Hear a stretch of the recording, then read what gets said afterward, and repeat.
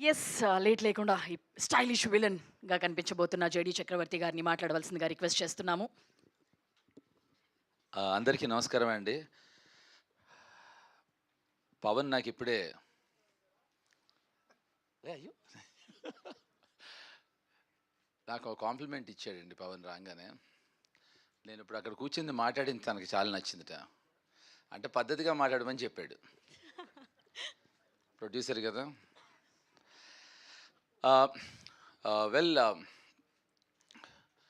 యాక్టర్గా అండి అందరికీ మనకి కొలబద్ద, అట్లీస్ట్ మా యాక్టర్స్ అందరికీ కొలబద్ద మన అందరికీ కమల్ హాసన్ గారండి. ఆయన చేసిన వేషాలు నాకు తెలిసి సినిమా వరల్డ్ హిస్టరీలో ఎవరు చేయలేరు, చేయబోరు. కానీ ఈ సినిమాలో I think as a character చెప్తున్నాను, యాక్టర్గా ఆయన కాలుగోటి పనికిరాను నేను. యాజ్ అ క్యారెక్టర్ ఆయనకి లేని రాని అదృష్టం నాకు దీంట్లో వచ్చిందని నేను ఫీల్ అవుతున్నాను అండి. This is that kind of a character అండి, అటువంటి క్యారెక్టర్ అది. చాలా అంటే ఈ క్యారెక్టరు ఫస్ట్ హాఫ్కి సెకండ్ హాఫ్కి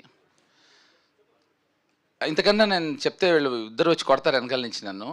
ఈ వేరియేషన్స్ ఏవైతే ఉన్నాయో అండి, ఐ థింక్ అది ఇంతకన్నా నేను ఈ నా క్యారెక్టర్ గురించి చెప్పలేను.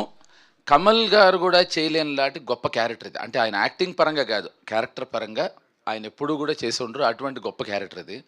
సెకండ్, నాకు ఎప్పుడు నా కెరియర్లో చాలామంది యాక్టర్స్కి హిట్స్ ఉంటాయి, ఫ్లాప్స్ ఉంటాయి, ఫైన్.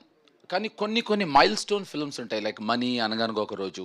అలాంటి సినిమా మళ్ళీ వస్తే బాగుండు అని ఒక ఫీలింగ్.